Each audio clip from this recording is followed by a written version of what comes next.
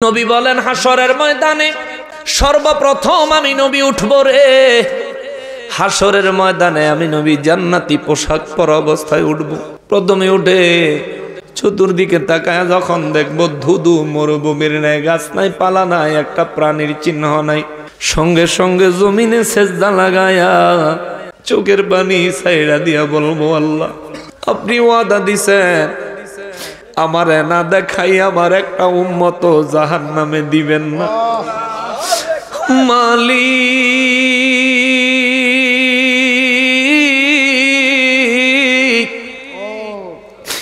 আমারে না দেখায়া বুঝি আমার উম্মতের বিচার কইরা সবার শেষে বুঝি আমারে উঠাইলেন। আল্লাহ কুদরতি ভাবে ডাক দিয়ে কইব, হাবিব সেজদা মোবারক থেকে মাথা মোবারক উঠান গো নবীজি। আমি আল্লাহ সবার শেষে আপনারে উঠাই নাই, আপনারে সর্বপ্রথম উঠাইয়া হাসরের ময়দানের উদ্বোধন করলাম। নবীজি রহমাতুল লিল আলামিন বলেন, আমি নবী আল্লাহর কুদরতের জবান মোবারকের কথা শুনে আমি নবীজি আল্লাহর প্রশংসায় মগ্ন হয়ে যাব। আল্লাহর প্রশংসার পতাকা থাকবে আমি নবীর হাত মোবারকে। প্রশংসা করতে করতে আরশে আজিমের ডান পাশে আমি নবী দাঁড়াবো। আমার কদম মোবারকের নিচে সমস্ত নবী রাসূলরা এসে দাঁড়াবেন। তারপর সমস্ত উম্মতেরা চতুর্দিক থেকে এসে দাঁড়াবে। আমি নবীজি উম্মতের মায়ায় এত পেরেশান থাকবো রে। কিছুক্ষণ আরশে আজিমের ছায়ায় সিজদা করে রব্বি হাবলি উম্মত, রব্বি সাল্লিম উম্মতি, ইয়া উম্মতি, ইয়া উম্মতি। আরশে আজিমের ছায়ায় সিজদায় পড়ে আমি নবী চিৎকার দেব, রব্বি হাবলি উম্মতি, আল্লাহ আমার উম্মত আমারে দেন, আমার উম্মতের আমলনামাগুলি আমার কাছে দেন। তারপরে নবী বলেন, আমি বলবো রব্বি সাল্লিম উম্মতি, আল্লাহ আমার উম্মত কষ্টে আছে, আল্লাহ আমার উম্মত গুলারে কষ্ট থেকে মাফ করে তাদেরকে শান্তি দেন। জোরে কোন সুবহানাল্লাহ। রব্বি সাল্লিম উম্মতি, ও আল্লাহ আমার উম্মতের শান্তি দেন। ইয়া উম্মতি, হায় রে আমার উম্মত, হায় রে আমার উম্মত, হায় রে আমার উম্মত। আবার নবী এভাবে চিৎকার দিবেন। নবী বলেন কিছুক্ষণ সিজদা দিব, আবার কিছুক্ষণ পরে দৌড়ায়া মিজানের কাছে যাইব। যায়া দাঁড়ায়া দাঁড়ায়া দেখমু আমার উম্মতের নেকের গুনাহ পাল্লায় উঠাইলে আমার উম্মতের সাথে কেমন আচরণ করে। যদি দেখি আমার মহব্বতওয়ালা কোন উম্মত নামাজের জন্য আটকায়া গেছে রে, আমি নবী আমার নামাজ থেকে উম্মতের নেক আমলের পাল্লায় নামাজ দিয়া আমার উম্মতের জান্নাতের ফয়সালা কইরা দিমু। যদি দেখি আমার কোন উম্মত তাওবার জন্য আটকায়া গেছে, আমি নবী দৈনিক 100 বার তাওবা করতাম, আমার ওখান থেকে আমি আমার উম্মতের জন্য তওবা তার নেকের পাল্লায় দিয়া আমার উম্মতের গুনাহগার উম্মতের জান্নাতি বানায়া দিব। নবী বলেন, এরপরে আমি নবী দৌড় দিব পুলসিরাতের কাছে। পুলসিরাতের কাছে যায়া পুলসিরাতের পারে দাঁড়ায়া এতিমের মতো তাকায়া থাকবো আর চোখের পানি ফেলবো। আমি তাকায়া থাকবো আমার উম্মত কেমনে পার হয়, আমি রেডি থাকবো, আমি তৈরি থাকবো। আমার কোন উম্মত যদি পুলসিরাতের উপর থেকে নিচে পড়ে যাইতে নাই, আমি নবী পুলসিরাতের কিনারে দাঁড়ায়া থাকবো না, দৌড়ায়া পুলসিরাতে উঠা আমার উম্মতের হাত আমি নবীজি পাকড়ায়া ধইরা তারে টাইনা পুলসিরাতে উঠায়া নিজে হাত ধরে পুলসিরাত পার করে দিব। তারপরে দৌড়ায়া হাউজে কাউসারের কাছে আসবো। হাউজে কাউসারের কাছে আইসা আমার পিপাসার্ত উম্মত গুলারে ডাক দিব, আয় রে আয় আয়, কার বেশি পিপাসা লাগছে আয়। আমার উম্মত গুলি সিরিয়াল দিয়া দাঁড়াবে, আমি নবী আমার উম্মতদেরকে হাউজে কাউসার পান করাইতে থাকবো, করাইতে থাকবো, করাইতে থাকবো।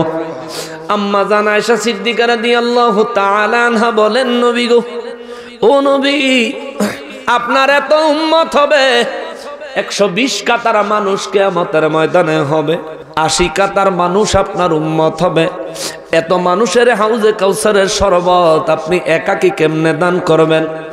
এত পেয়ালা কোথায় পাবেন? আমার নবী বলেন, আয়েশা রে ও আয়েশা, আসমানে আল্লাহ তারকা কেন দিছে জানোনি? আম্মা জান আয়েশা সিদ্দিকা রাদিয়াল্লাহু কয়, নবী গো, কেন কেন কেন? আমার নবী বলেন, আসমানে তারকার সংখ্যা যত, আমার উম্মতকে হাউজে কাউসারের শরবত পান করানোর জন্য এত পরিমাণে পেয়ালা আমার আল্লাহ আমি নবীরে হাসরের ময়দানে দান করবে। ওই মায়ার নবী রহমাতুল লিল আলামিন আমার আল্লাহ ওই নবীর কথা বলেন। আল্লাহ বলেন, শোনো, সবথেকে বড় নেক আমল হইল আল্লাহর উপর ঈমান আনবা, ওয়াল ইয়াউমিল আখির, আখিরাত দিবসের উপর ঈমান আনবা, সেদিন তোমার বিচার হবে। আমার নবী বলেন, সর্বপ্রথম হাসরের ময়দানে আমার উম্মতের নামাজের বিচার হবে। নামাজ সম্পর্কে জিজ্ঞেস করবে, নামাজ পড়িয়েন। আমার আল্লাহ বলেন, ওয়াল মালাইকাতি, এরপরে সবথেকে বড় নেক আমল হইল ফেরেশতাদের উপর ঈমান আনা। ফেরেশতাদের উপর কেমন ঈমান আনবো? বাবা, ফেরেশতা আসেনি? আসেনি? জীবনে দেখছেননি, তবুও বিশ্বাস করি কি করি না? জোরে বলেন, করি কি করি না? আমাদের খেদমতে ফেরেশতা নিযুক্ত করেছেন কে? জোরে বলেন কে? ফেরেশতা আছে রে। ও বাবা, আমার একটু জবাব দেন, ফেরেশতারা কি পুরুষ, মহিলা, হিজরা? তাহলে কি? এটার উপরে ঈমান আনতে হবে। তাহলে কি? ফেরেশতারা পুরুষ না, ফেরেশতারা নারী না, ফেরেশতারা হিজরাও না, ফেরেশতাদের মধ্যে মানবীয় কোনো জিনসিয়ত নাই, মানবীয় কোনো চাহিদা, কোনো ক্ষুধা, কোনো প্রয়োজন, কোনো এস্তেঞ্জার ব্যাগ, এমন কোনো কিছু ফেরেশতাদের নাই। ফেরেশতাদেরকে আমার আল্লাহ এমন ভাবে বানাইছে, তারা পুরুষের জিনসিয়ত, নারীর জিনসিয়ত, এমনকি হিজরার জিনসিয়ত, এই সমস্ত ব্যাপার থেকে তাদেরকে পবিত্র করে বানাইছেন কে? আল্লাহ। বিশ্বাস রাখতে হবে, ফেরেশতা পুরুষ না, ফেরেশতা নারীও না। যদি পুরুষ হয় নারীর প্রয়োজন হবে, যেমন আমরা পুরুষ বিয়ের প্রয়োজন হয়, ঠিক কিনা? যদি নারী হয় পুরুষের প্রয়োজন হবে, কেননা আমাদের সমাজের নারীরা বিয়ে হয়, তাদের জন্য পুরুষ স্বামী নির্ধারণ করা হয়, আল্লাহর বিধান, রসুলের বিধান। এই জন্য ফেরেশতারা নারীও না, পুরুষও না, ফেরেশতা ফেরেশতার মতো। ফেরেশতা পুরুষ এবং নারীর জিনসিয়ত থেকে সম্পূর্ণ আলাদা। এরপরে আল্লাহ বলেন, ওয়াল কিতাব, এবং আমি আল্লাহর আসমানি কিতাবের উপর ঈমান আনতে হবে। আসমানি কিতাব কয়খানা? আমার ছাত্র ভাইয়েরা বলো, আসমানি কিতাব কয়খানা? 100। মাশাআল্লাহ, সবাই জানে আসমানি কিতাব হলো 104 খানা। মূলত আসমানি কিতাব 104 খানা না, আসমানি কিতাব হইল 4 খান, আর বাকি 100 খান হইল সহিফা। সহিফা সহিফা এই 4 খানা কিতাব। কোরআন শরীফ নাজিল হয়েছে আমার দয়াল নবীর উপরে, ইনজিল শরীফ নাজিল হয়েছে ঈসা নবীর উপরে, জবুর শরীফ নাজিল হয়েছে দাউদ নবীর উপরে, তাওরাত শরীফ নাজিল হয়েছে মূসা নবীর উপরে। বাকি রয়েছে কত? কত? কত? ওই 100 কার উপরে নাজিল হয়েছে? 100 সহিফা, 10 খানা সহিফা হযরতে আদম নবীর উপর নাজিল হয়েছে। 50 খানা সহিফা হযরতে শীশ আলাইহিস সালামের উপরে নাজিল হয়েছে। 30 খানা সহিফা হযরতে ইদ্রিস আলাইহিস সালামের উপরে নাজিল হয়েছে। আর 10 খানা সহিফা হযরতে ইব্রাহিম আলাইহিস সালামের উপরে নাজিল হয়েছে। আদম নবীর উপরে 10, শীশ নবীর উপরে 50, হইল 60, ইদ্রিস নবীর উপরে 30, হইল 90, ইব্রাহিম নবীর উপরে 10, হইল 100, মুসা নবীর উপরে 1, হইল 101, দাউদ নবীর উপরে 1, হইল 102, ঈসা নবীর উপরে 1, হইল 103, আমার নবীর উপরে 1, হইল 104। এই 104 খানা কারবানি জোরে বলতে হবে কার? এর উপর ঈমান আনতে হবে। কোন ধরনের লুকোচুরি কারচুপি একদিকে মানলাম আর একদিকে মানলাম না, এমন কোন সিদ্ধান্ত নেওয়ার কোন সুযোগ আমাদের।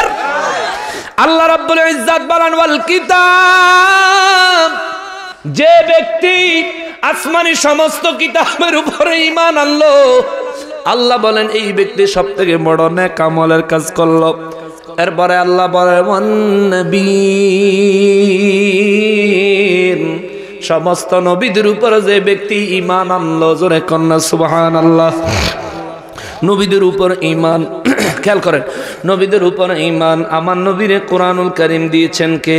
আল্লাহ। এই কোরআনের পূর্ণ ইলম নবীকে শিক্ষা দিয়েছেন কে? কোরআনের পূর্ণ ব্যাখ্যা সহ বয়ান নবীকে শিক্ষা দিয়েছেন কে?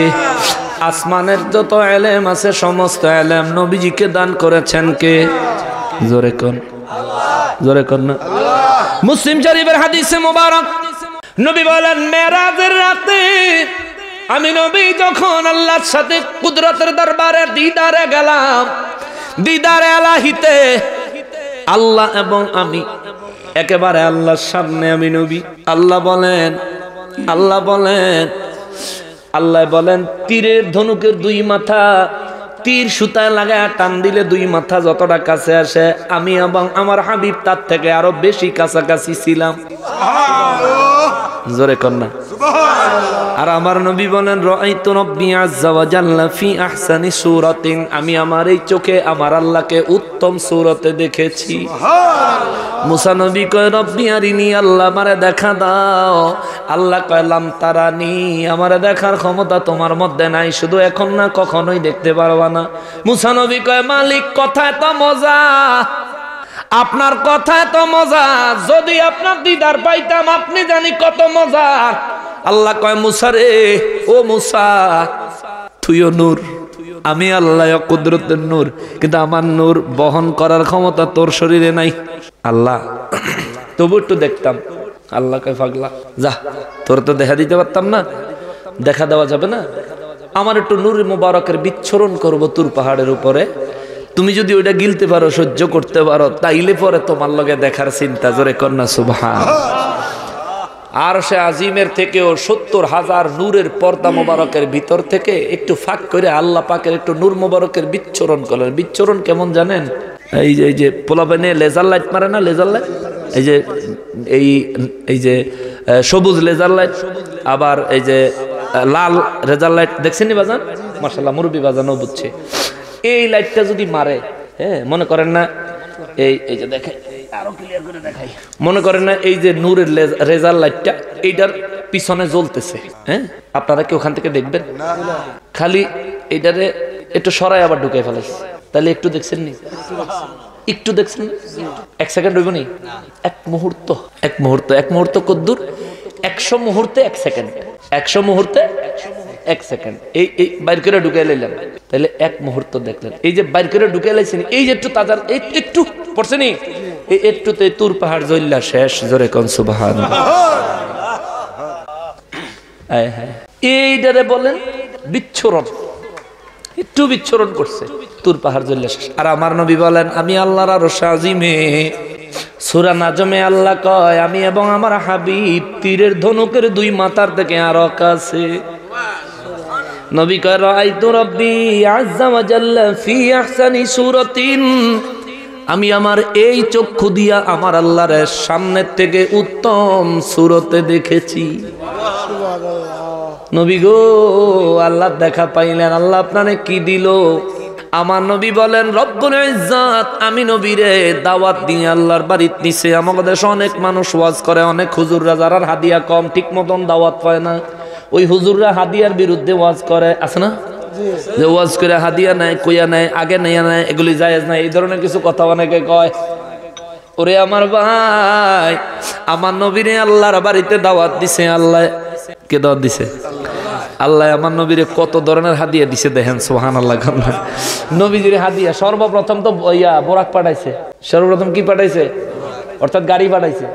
আমার বাড়ির দাওয়াত আমার হাবিবরে লই আইও। আপনারাও হুজুর করে দাওয়াত দিলে আগে গাড়ি পাঠানো উচিত। যদি গাড়ি না পাঠান তাহলে গাড়ি ভাড়া টিয়া ভাড়াই দিবেন। শিখতে হবে, আমল করতে হবে। তো আল্লাহ নিজে যেটা দেখাই দিছে, ঠিক কিনা বলেন? এটা আমল, ইবাদত, এটা ইবাদত। আচ্ছা, সর্বপ্রথম গাড়ি পাঠাইছে। শুধু তো গাড়ি পাঠায় না, লগে লোকও পাঠাইছে। জিবরাইল আমিনরে পাঠাইছে, সুবহানাল্লাহ। রাহবার পথ দেখানে ওয়ালা পর্যন্ত পাঠাইছে। ওই আমি আজকে আমার সময় মাস্টার সাহেবকে খালি ফোন করি, মাস্টার সাহেবকে ব্রিজের দ্বারে গেছে তো, ব্রিজের দ্বারে গেছে তো। দেশও কি ব্রিজের টান আছে? আমি তো কোন ব্রিজের দ্বারে? আমি তো মনে বুঝি অনেক বেশি আগায় গেছে, যায় বুঝি আমারে ফোন করব। আমি চিন্তা করছি যদি মাহফিল কমিটির লোক পাঠায় তাহলে তো মাহফিল কমিটির দায়িত্ব হইল যারে পাঠাইতেছে তার মোবাইল দিয়া ফোন করে মাহফিল কমিটি কথা কইয়া দিব যে এই নাম্বার নিয়ে লোক যাবে, এই নাম্বারে ফোন করলে তার সাথে আপনি আসবেন। নাহলে তো আমরা তো জীবনের রিস্ক, বুঝেন তো, হায়াত মউত আল্লাহর হাতে, কিন্তু সাবধানতা তো অবলম্বন করতে হবে। এই জন্য আল্লাহ নবীকে মেরাজে নেওয়ার জন্য রাহবার পাঠাইছে। নবী মেরাজে গেছে, এটা লম্বা কথা, ওইদিকে লম্বা করবো না। নবীজি আল্লাহর দরবারে গেছে, পরে আল্লাহ নবীজির সামনে যখন নিজে প্রকাশ হলেন, আল্লাহ নিজে নবীজির সামনে যখন প্রকাশ হইলেন, তখন নবীজির আল্লাহ একটা হাদিয়া দিছে। কি হাদিয়া? আমার নবী বলেন আল্লাহ পাকের কুদরতের হাত আমি নবীর বুক মোবারকের উপরে রাখলেন। আমার তখনও পরিপূর্ণ অনুভূতি শক্তি ছিল, আল্লাহর কুদরতের হাত মোবারকের ঠান্ডা শীতলতা আমার অনুভব হচ্ছিল। ইনি আমার নবী মিয়া, গৌরব হয় আমার বলতে, আমার অহংকার হয় আমার নবীর কথা বলতে। মুসা নবী দেখতে চাইলো তুর পাহাড়ে, পাহাড় জ্বললে শেষ। আর আমার নবী আল্লাহ স্বয়ং নিজে নবীজির বুক মোবারকের উপর হাত রাখলো, জোরে কন্যা সুবহানাল্লাহ। এইখান থেকে প্রমাণ হয় আমার নবী নূর।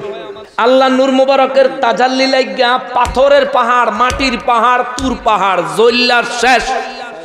যদি আমার নবী মাটি হইতো, আল্লাহর কুদরতের হাত মোবারক লাগার সাথে সাথে জ্বললা মাটি হয়ে যেত, সুরমা হয়ে যেত, ঠিক কিনা বলে? কিন্তু নবী জ্বলছে? জ্বলছে কেন? জ্বলে নাই। কেন জ্বলে নাই? আগুন চিনেননি?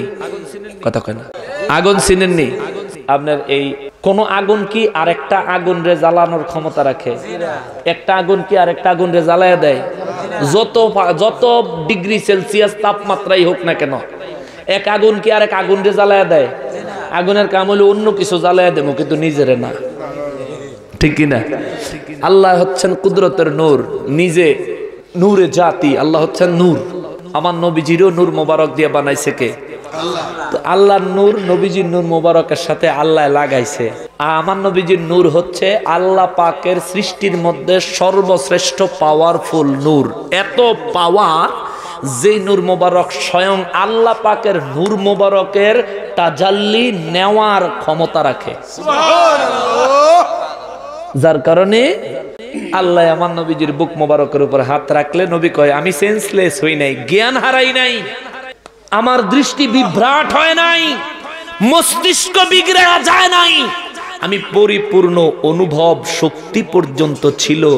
আমি নবী খেয়াল করলাম, আমার বুকে ঠান্ডা শীতলতা অনুভব করলাম।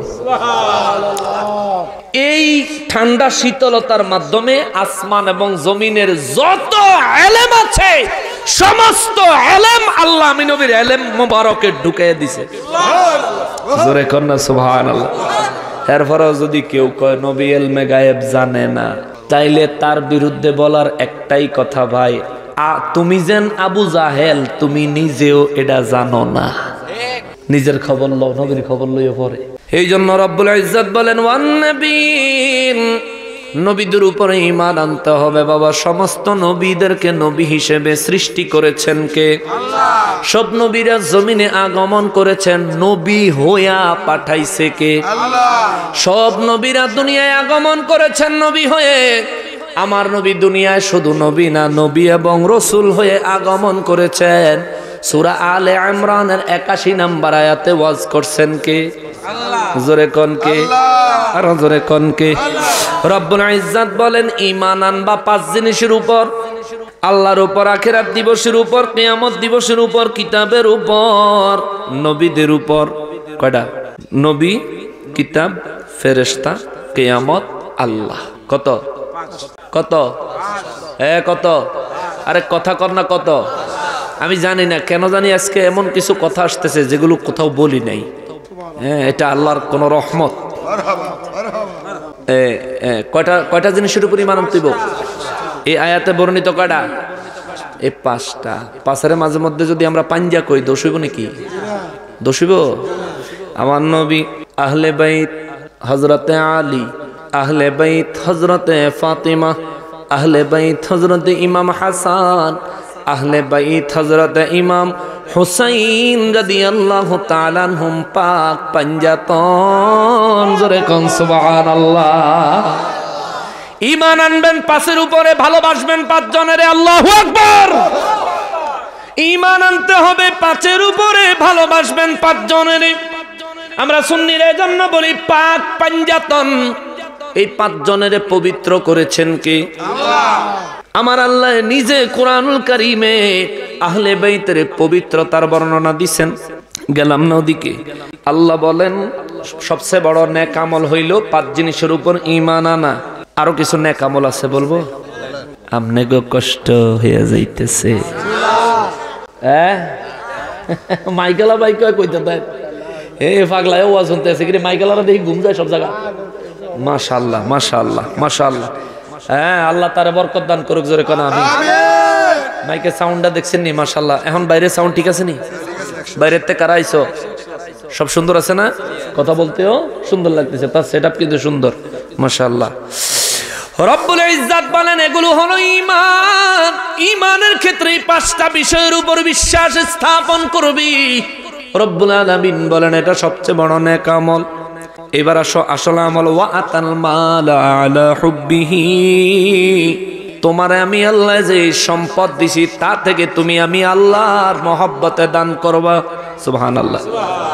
আল্লাহর ভালোবাসায়, আল্লাহর মহব্বতের জন্য দান করবা, দান করবা, দান করবা।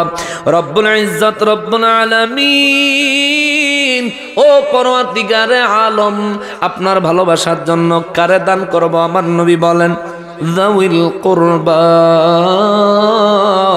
তোমার আত্মীয়ের মধ্যে যে ব্যক্তি গরিব আছে তারে দান করবা। সুবহানাল্লাহ। গরিব আত্মীয়রে দান করবা। তাইলে দানের ক্ষেত্রে সর্বপ্রথম অগ্রাধিকার রাখে কে? আত্মীয়, নিকট আত্মীয়। নিকট আত্মীয় কাছের, বাবার রক্ত সম্পর্ক, মায়ের রক্ত সম্পর্ক যারা প্রথমে তারা, তারপরে বাবার রক্ত সম্পর্ক না কিন্তু বাবার দিকের দুঃসম্পর্কে, মায়ের দিকের দুঃসম্পর্কে যারা তারা, তারপর পাড়া প্রতিবেশীরা। রব্বুল ইজ্জত বলেন ওয়াল ইয়াতামা। তোমারে আমি যেই সম্পদ দিছি এখান থেকে তুমি এতিমের দান করবা। এটা সবচেয়ে বড় নেক আমল। ওয়াল মাসাকিন। এবং যারা গরিব মিসকিন, গরিব যারা মিসকিন, মিসকিন কারে কয় জানেননি? খালি মিসকিন তো নাম শুনি। যার বাসস্থান আছে, থাকার জায়গা আছে কিন্তু উপযুক্ত রোজগারের পথ নাই অথবা নিজে রোজগার করার সামর্থ্য রাখে না, তারে কয় মিসকিন। আর ফকির, ফকির কারে কয়? যার থাউনের জায়গাও নাই, রোজগারের অবস্থাও নাই, মানে যার কিচ্ছু নাই এটারে কয় ফকির। বুঝছেন? ভিক্ষুক ফকির যেটা আর কি, এটারে বলে এটা। আরেকটা ফকির আছে, হায় হায় হায় হায় হায়, ওই ফকিরের ওয়াজ করলে সারা রাত যায় বাবা। শুধু এক লাইন বলি, আমার নবী একটা হাদিস মোবারকে বলেন এমন কিছু ফকির আছে, এমন কিছু ফকির আছে যারা রাস্তা দিয়ে চলে ছিঁড়া ফাড়া কাপড় চোপড় পরে, চুল এলোমেলো, ধুলাবালিতে মিশ্রিত, দেখলে পছন্দ হয় না, কেউ তারে দাম দেয় না, মূল্যায়ন করে না। কোন মানুষের দরজায় গেলে দূর দূর করে তাড়িয়ে দেয়। লাউ আকসামা আলাল্লাহি লাআবাররা। নবী কয় এই মানুষটা যদি আল্লাহর কসম করে কোনো কিছু বলে বসে, আল্লাহ তার কথা অনুযায়ী তার দিয়ে দেয়। ফকির লাল কাপড় পিন্দিন না দেখলে দৌড়ানি দিয়েন না, লাল কাপড় পিন্দিন না দেখলে দৌড়ানি দিয়েন না। লাল শালু কয়ে আমাদের দেশে অনেকে কটাক্ষ করে, যেতে লাল শালু লাল কাপড় পিন্দা ঘুরে, তার সঙ্গে ভালো আচরণ করতে পারলে করবেন, না করতে পারলে আমরা আপনার মতো থাকেন, তে তার মতো থাও। তে যদি বন্ডামি করে আর যদি ভাব ধরে, তাহলে হিসাব দিতে হবে কার কাছে? আল্লাহর কাছে। কিন্তু তে যদি আল্লাহর ফকির হয় আর আপনি যদি কোনো বেয়াদবি করেন, শেষ, একেবারে শেষ। কি লিগা জানেননি? তিনি যদি ফকির আল্লাহর ওলি হয় আর আপনি যদি তার সাথে কোনো বেয়াদবি করেন, আপনি ডাইরেক্ট আল্লাহর দুশমন হয়ে যাবেন গা। আল্লাহ বলছেন, মান আদালি ওয়ালিয়ান ফাকাদ আযানতুহু বিল হারব। যে ব্যক্তি আমার ওলিদের সাথে দুশমনি করে, আমি আল্লাহ তার বিরুদ্ধে যুদ্ধ ঘোষণা করলাম। তাহলে আল্লাহ যার বিরুদ্ধে যুদ্ধ করে, এটা কি আল্লাহর বন্ধু না দুশমন? তাহলে আপনি আর আমি কিন্তু আসামি হয়ে যাবো। এই জন্য বলি, বেয়াদবির থেকে গায়রে হাজির ভালো। এটার বাংলা অর্থ হইলো বেয়াদবি থেকে অনুপস্থিত ভালো। অর্থাৎ বেয়াদবি করানোর তেন আমি হেন যাবো না, আমার বেয়াদবি করানো দরকার নাই, হেন যাওয়ানো দরকার নাই।